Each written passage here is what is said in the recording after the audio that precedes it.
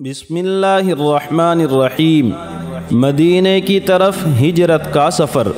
خداوند عالم کا یہ دستور رہا ہے کہ جب حضرات انبیاء و مرسلین اپنی اپنی امتوں کو حق کی دعوت دیتے اور ایک اللہ کی عبادت کرنے کی بات کرتے، لیکن ان کی امت کے وہ لوگ جو اپنی ضد اور ہٹ درمی کی وجہ سے مخالفت سے باز نہ آتے اور ان کی مخالفت و انکار حد سے بڑھ جاتا اور ان انبیاء کے صحابہ اور پیروکاروں پر مصیبتوں کی کوئی انتہا باقی نہ رہتی، یہاں تک کہ پیغمبر ان متکبر ضدی مخالفین کی اصلاح سے تقریباً نا امید ہو جاتے، تب اللہ عز و جل کی نصرت اور مدد نازل ہوتی تھی، جیسا کہ اللہ تعالیٰ کا ارشاد ہے، کیا تم نے یہ سمجھ رکھا ہے کہ جنت میں چلے جاؤ گے، حالانکہ اب تک تم پر وہ حالات نہیں آئے جو تم سے پہلے لوگوں پر آئے تھے،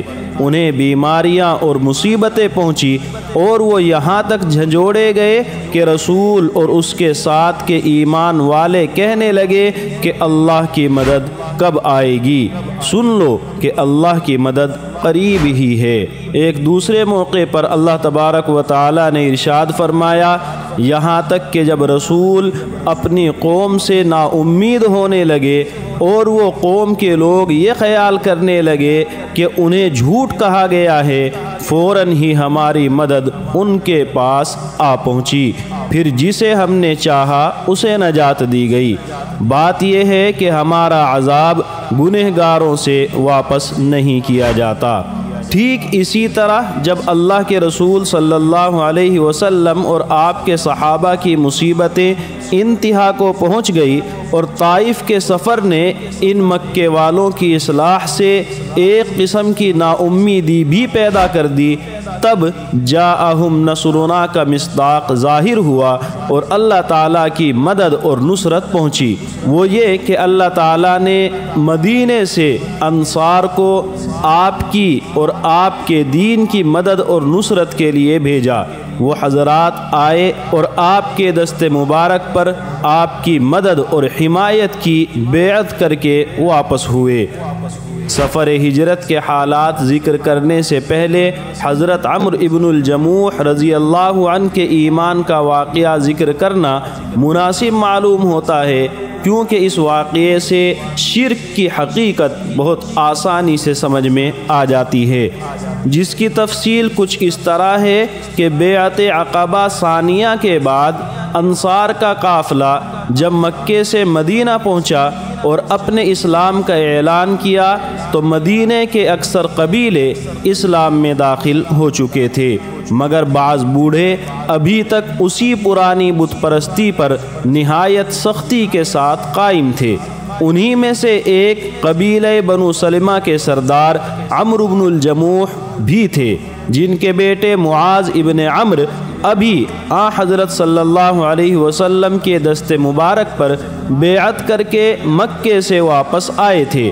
عمرو بن الجموح نے لکڑی کا ایک بت بنا رکھا تھا جس کی عمرو بڑی تعظیم و تکریم کرتے تھے۔ ایک رات خود ان کے بیٹے معاذ بن عمرو، معاذ بن جبل اور بنی سلمہ کے چند نوجوانوں نے مل کر یہ کیا کہ عمرو کا بت لے جا کر ایک چوبچے میں اوندھا کر کے ڈال آئے۔ جب صبح ہوئی تو عمرو بن الجموح نے دیکھا کہ ان کا خود کا بنایا ہوا خدا غائب ہے۔ کہنے لگے، افسوس، نہ معلوم ہمارے خدا کو کون لے بھاگا، اور اس کی تلاش میں ادھر ادھر دوڑے۔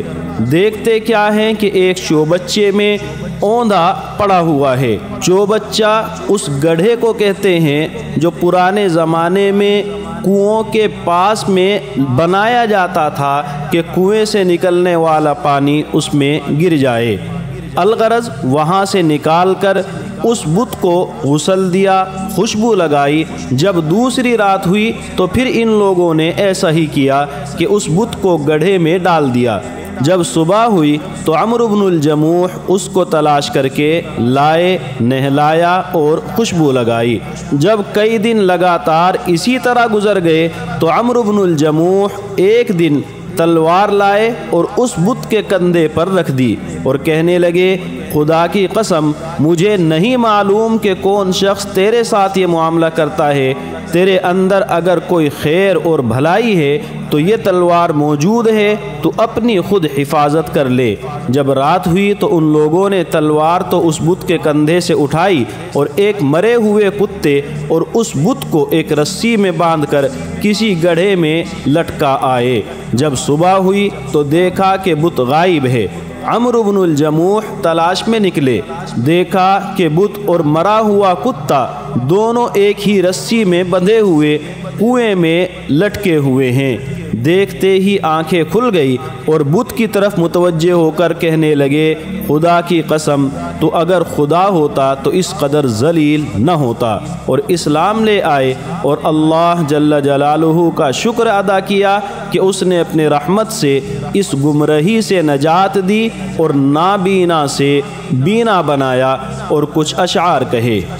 الغرض جس طرح نبی اکرم صلی اللہ علیہ وسلم کی نبوت کی ابتدا سچے خواب سے ہوئی، اسی طرح ہجرت کی ابتدا بھی سچے خواب سے ہوئی۔ شروع میں نبی اکرم صلی اللہ علیہ وسلم کو خواب میں ہجرت کی جگہ اور مقام دکھایا گیا۔ ہجرت کی جگہ کا نام نہیں بتلایا گیا، البتہ اجمالاً صرف اتنا دکھلایا گیا کہ آپ ایک نخلستان کی طرف ہجرت فرما رہے ہیں، یعنی اس علاقے میں جہاں کھجور کثرت کے ساتھ ہوتے ہیں۔ اس لیے آپ کو خیال ہوا کہ شاید وہ مقام یمامہ یا حجر ہو۔ آپ اسی غور و فکر میں تھے کہ اللہ کی طرف سے وحی آئی جس سے معلوم ہوا کہ وہ جگہ مدینہ منورہ کی بابرکت سرزمین ہے۔ تب آپ صلی اللہ علیہ وسلم نے حکم خداوندی کے مطابق حضرات صحابہ کو مدینہ منورہ ہجرت کر جانے کا حکم دیا۔ ایک اور حدیث میں ہے کہ اللہ تعالیٰ نے حضرت صلی اللہ علیہ وسلم پر یہ وحی نازل فرمائی کہ مدینہ، بحرین اور قنسرین یعنی شام کا علاقہ، ان تین شہروں میں سے جس شہر میں بھی جا کر آپ رہنا چاہیں وہی آپ کا دارالہجرت ہے۔ جس طرح کسی خاص اور معزز مہمان کے سامنے مختلف مکانات اور گھر پیش کیے جاتے ہیں کہ آپ جس کو چاہیں پسند کریں، اسی طرح نبی اکرم صلی اللہ علیہ وسلم کے اعزاز و اکرام میں ہجرت کے لیے الگ الگ جگہیں دکھلائی گئیں اور اخیر میں مدینہ منورہ متعین ہوا۔ محمد بن اسحاق کہتے ہیں کہ بیعت عقبہ کے مکمل ہونے کے بعد حضرت صلی اللہ علیہ وسلم نے صحابہ کو مدینہ کی طرف ہجرت کر جانے کا حکم دے دیا۔ یہ حکم سنتے ہی خفیہ طریقے سے ہجرت کا سلسلہ شروع ہو گیا۔ سب سے پہلے رسول اللہ صلی اللہ علیہ وسلم کے دودھ شریک بھائی ابو سلمہ بن عبد الاسد مخزومی نے اپنی بیوی اور بچے کے ساتھ ہجرت کا ارادہ فرمایا، مگر ہجرت کرنا بھی کوئی آسان کام نہ تھا۔ جو شخص ہجرت کا ارادہ کرتا قریش اس کے راستے کی رکاوٹ بن جاتے اور پوری کوشش کرتے کہ ہجرت نہ کرنے پائے، ورنہ اپنے ظلم و ستم کے جوہر کس پر دکھلائیں گے۔ چنانچہ ابو سلمہ اپنی بیوی اور بچے کے ساتھ ہجرت کے لیے تیار ہو گئے اور اونٹ پر کجاوا بھی کس دیا، بیوی اور بچے کو اس پر سوار بھی کر دیا۔ اس وقت لوگوں کو اطلاع ہوئی، ان کی بیوی ام سلمہ جو کہ اپنے شوہر ابو سلمہ کی وفات کے بعد ام المؤمنین بنی ہیں، ان کے رشتہ داروں نے یہ کہا تم خود جا سکتے ہو لیکن ہماری بیٹی کو تم نہیں لے جا سکتے، اور یہ کہہ کر ام سلمہ رضی اللہ عنہا کا ہاتھ پکڑ کر کھینچ لیا، اور ادھر سے ابو سلمہ کے رشتہ دار آ پہنچے اور یہ کہہ کر کہ یہ بچہ ہمارے خاندان کا ہے، اس کو کوئی نہیں لے جا سکتا، ام سلمہ کی گود سے ان کے بیٹے کو بھی چھین لیا۔ ماں، باپ اور بچہ سب ایک دوسرے سے الگ ہو گئے اور ابو سلمہ رضی اللہ عنہ तने तन्हा मदीना मुनव्वरा रवाना हुए।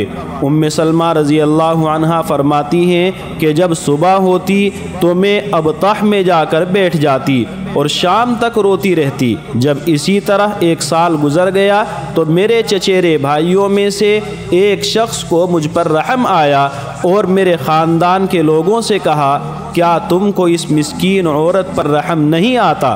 इस पर बनु मुगीरा ने मुझको मदीना जाने की इजाज़त दे दी और बनिल असद ने, जो कि मेरा शोहर का ख़ानदान है, मेरे बच्चे को वापस कर दिया। मैंने बच्चे को गोद में उठाया, ऊँट पर सवार हुई और तने तन्हा मदीने का रास्ता लिया। जब मकाम तनईम पर पहुँची तो उस्मान बिन तलहा मिले। तन्हा देखकर पूछा, कहाँ का इरादा है? मैंने कहा, अपने शोहर के पास मदीना जा रही हूँ। पूछा, तुम्हारे साथ कोई नहीं है? मैंने कहा, खुदा की कसम कोई नहीं है सिवाय अल्लाह के और मेरे इस बच्चे के। ये सुनकर उस्मान का दिल भर आया, ऊँट की महार पकड़कर आगे आगे हो लिए। जब कोई मंजिल आती तो ऊँट को बिठाकर खुद पीछे हट जाते। जब मैं उतर जाती तो ऊँट को दूर ले जाते और एक दरख्त से बांधकर उस दरख्त के साए में लेट जाते। और जब रवानगी का वक्त आता तो ऊँट को लाकर खड़ा कर देते और ख़ुद पीछे हट जाते और ये कहते कि सवार हो जाओ। जब मैं सवार हो जाती तो महार पकड़ कर चलते। जब किसी मंजिल पर उतरते तो ऐसा ही करते यहाँ तक कि मदीना पहुँचे।